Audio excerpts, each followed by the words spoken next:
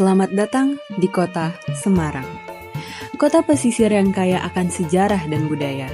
Namun, di balik keindahannya, Semarang menyimpan tantangan alam yang tak terhindarkan.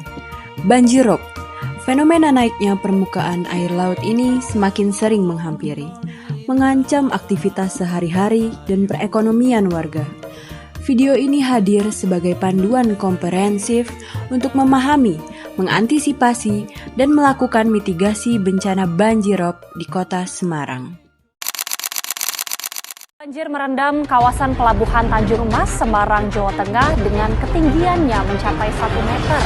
Banjir ini adalah banjir rob yang diakibatkan air pasang laut yang meluap. Inilah wajah rob di Semarang. Air laut pasang tak hanya menggenangi, tapi juga melumpuhkan aktivitas dan meresahkan warga. Daerah rentan terhadap banjirop umumnya adalah wilayah pesisir dengan ketinggian rendah atau dataran yang berada di bawah permukaan laut. Tahukah kamu bagaimana tingkat kerentanan wilayah Semarang terhadap ancaman banjirop?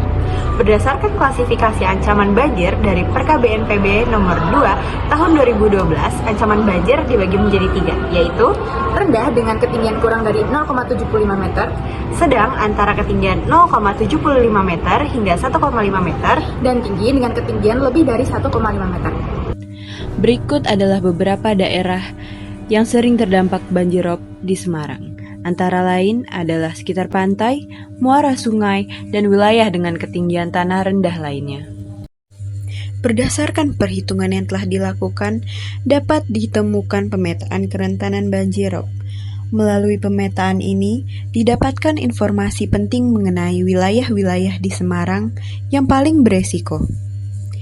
Hasil pemetaan menunjukkan bahwa terdapat 3 kecamatan di kota Semarang yang memiliki tingkat kerentanan banjirop tinggi, yaitu Kecamatan Genuk, Kecamatan Semarang Utara, dan Kecamatan Tugu.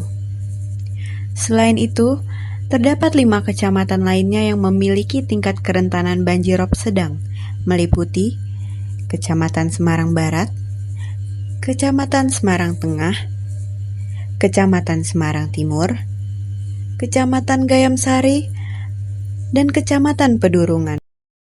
Dalam analisis prioritas bobot AHP, terungkap bahwa komponen sosial dan budaya memiliki bobot prioritas tertinggi, yaitu 54,30%. Ini menunjukkan betapa pentingnya faktor sosial dan budaya dalam mempertimbangkan kerentanan terhadap banjirop. Banjirop di Semarang dapat terjadi karena kombinasi beberapa faktor, baik alami maupun akibat aktivitas manusia. Yang pertama, faktor alami. Pasang surut air laut. Banjirop merupakan fenomena naiknya permukaan air laut akibat pasang surut. Semarang, sebagai kota pesisir, sangat rentan terhadap hal ini, terutama saat pasang maksimum. Yang kedua yaitu siklus bulan. Siklus bulanan dan siklus 18,6 tahunan atau siklus nodal dapat mempengaruhi ketinggian pasang air laut. Pada fase perbani akhir dan puncak siklus nodal, pasang air laut dapat lebih tinggi dari biasanya. Yang ketiga ada badai di laut. Dorongan air, angin, dan gelombang besar akibat badai di laut dapat meningkatkan ketinggian air laut di wilayah pesisir. Yang keempat yaitu pemanasan global. Mencairnya es di kutub akibat pemanasan global menyebabkan kenaikan permukaan air laut secara keseluruhan, memperparah dampak pasang surut. Berikutnya, faktor akibat aktivitas manusia. Yang pertama, ada penurunan muka tanah atau land subsidence. Semarang memiliki tingkat penurunan muka tanah yang signifikan, salah satu yang tertinggi di dunia. Hal ini disebabkan oleh pengambilan air tanah yang berlebihan untuk berbagai keperluan dan beban bangunan di atas permukaan tanah. Penurunan tanah menyebabkan daratan menjadi lebih rendah dari permukaan laut, sehingga lebih mudah tergenang saat pasang. Yang kedua yaitu reklamasi pantai. Perubahan tata guna lahan dan reklamasi pantai dapat mengubah pola aliran air dan mengurangi kemampuan alami wilayah pesisir dalam menahan dampak pasang laut. Yang ketiga, pengerukan alur pelayaran. Aktivitas pengerukan alur pelayaran yang tidak tepat dapat mengganggu keseimbangan hidrologis wilayah pesisir. Yang keempat yaitu kerusakan hutan mangrove. Hutan mangrove berfungsi sebagai sabuk alami yang melindungi wilayah pesisir dari gelombang dan intrusi air laut. Yang kelima yaitu sistem drainase yang tidak tepat dan tidak terawat. Drainase yang buruk, tersumbat sampah, atau tidak memiliki proteksi yang memadai terhadap air laut dapat memperparah genangan rob. Yang terakhir yaitu sedimentasi dan sampah di sungai. Penumpukan sedimentasi dan sampah di sungai dapat menghambat aliran air ke laut, menyebabkan air meluap saat pasang. Mengapa faktor-faktor ini menyebabkan banjir rob di Semarang? Kombinasi dari faktor-faktor tadi dapat memperkuat terjadinya banjir rob di Semarang. Pasang air laut yang tinggi bertemu dengan daratan yang semakin rendah akibat penurunan muka tanah dan Sistem drainase yang tidak berfungsi dengan baik dan kurangnya pelindungan alami seperti hutan mangrove semakin memperparah genangan air laut ke wilayah pemukiman dan infrastruktur. selain itu, perubahan iklim global berkontribusi pada kenaikan permukaan air laut secara umum yang menjadi lapisan dasar bagi terjadinya banjir rob yang lebih tinggi dan lebih parah. Banjir rob tidak hanya berdampak pada aspek fisik dan lingkungan, tetapi juga menimbulkan konsekuensi yang signifikan terhadap kesehatan, sosial, dan berbagai faktor lainnya. Berikut adalah beberapa dampak dari banjir rob. Yang pertama ada penyakit menular. Genangan air rob yang bercampur dengan air limbah dan sampah dapat menjadi media penyebaran berbagai penyakit seperti diare, demam tifoid, leptospirosis, dan infeksi kulit. Sanitasi yang buruk setelah banjir juga memperburuk resiko penularan. Yang kedua yaitu infeksi saluran pernafasan akut atau ISPA. Kelembapan udara yang tinggi dan kondisi lingkungan yang tidak sehat setelah banjir dapat memicu ISPA, terutama pada kelompok rentan seperti anak-anak dan lansia. Yang ketiga, penyakit kulit. Kontak langsung dengan air rob yang kotor dan asin dapat menyebabkan berbagai masalah kulit seperti gatal-gatal, eksim, dan infeksi jamur. Yang keempat yaitu wabah vektor. Genangan air dapat menjadi tempat berkembang biaknya nyamuk penyebab demam berdarah dan malaria. Selanjutnya ada keracunan. Air rob dapat membawa kontaminan kimiawi dan bakteri berbahaya yang dapat menyebabkan keracunan jika terpapar atau tertelan. Selanjutnya yaitu masalah kesehatan kronis. Stres akibat kehilangan harta benda dan ketidakpastian dapat memperburuk kondisi kesehatan kronis yang sudah ada. Berikutnya ada dampak sosial. Yang pertama, pengungsian dan kehilangan tempat tinggal. Banjir rob memaksa penduduk untuk mengungsi dan kehilangan tempat tinggal, menyebabkan ketidakstabilan sosial dan ekonomi.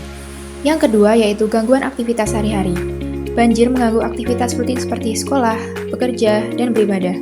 Akses transportasi terhambat, mempersulit mobilitas dan pemenuhan kebutuhan sehari-hari. Yang ketiga, ada kerusakan infrastruktur sosial.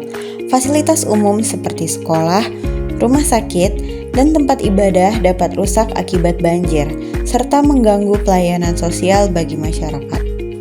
Yang keempat yaitu hilangnya mata pencaharian.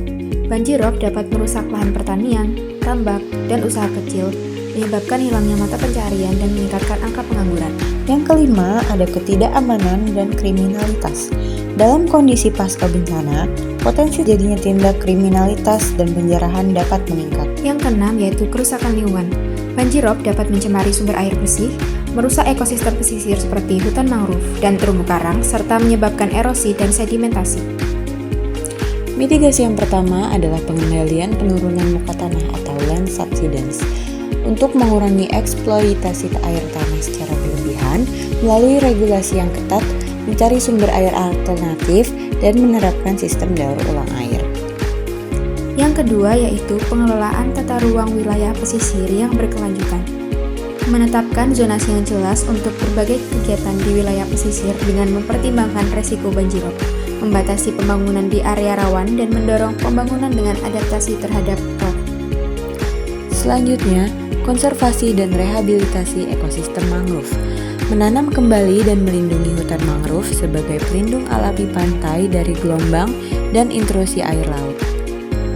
Yang keempat yaitu pengendalian pembangunan infrastruktur di wilayah rawan dengan menerapkan standar konstruksi yang adaptif terhadap banjir rob untuk infrastruktur penting seperti jalan, jembatan, dan bangunan publik. Yang kelima, pengelolaan drainase yang terpadu dan efektif. Membangun dan memelihara sistem drainase yang mampu menampung dan mengalirkan air dengan baik, dilengkapi dengan pompa dan pintu air untuk mengontrol aliran air pasang. Selanjutnya yaitu upaya mitigasi untuk mengurangi dampak ketika banjirop terjadi. Yang pertama yaitu pembangunan infrastruktur pelindung dengan membangun tanggul laut, polder, dan infrastruktur fisik lainnya untuk melindungi wilayah permukiman dan infrastruktur penting dari genangan air rob. Yang kedua ada sistem peringatan dini banjirop. Mengembangkan dan mengimplementasikan sistem peringatan dini yang akurat dan tepat waktu agar masyarakat dapat bersiap dan melakukan evakuasi jika diperlukan. Yang ketiga yaitu peningkatan kesadaran dan kesiapsiagaan masyarakat, yaitu dengan meningkatkan pengetahuan masyarakat tentang risiko banjirop, cara evakuasi yang aman, dan tindakan yang perlu diambil sebelum, saat, dan setelah banjir. Yang keempat, ada penyiapan rencana kontingensi dan evakuasi.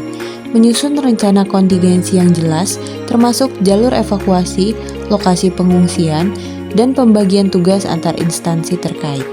Kita telah bersama-sama menyimak berbagai informasi penting mengenai mitigasi bencana. Semoga setiap informasi yang telah kami sampaikan dapat menjadi bekal yang berharga bagi kita semua. Bukan hanya sekedar pengetahuan, namun juga pendorong untuk mengambil tindakan nyata dalam mempersiapkan diri dan lingkungan kita menghadapi potensi bencana. Harapan terbesar kami adalah agar video ini dapat memberikan manfaat yang nyata, agar setiap individu, setiap keluarga, dan setiap komunitas dapat lebih tangguh dan siap siaga. Dengan pemahaman dan tindakan yang tepat, kita dapat mengurangi resiko kerugian dan membangun masa depan yang lebih aman.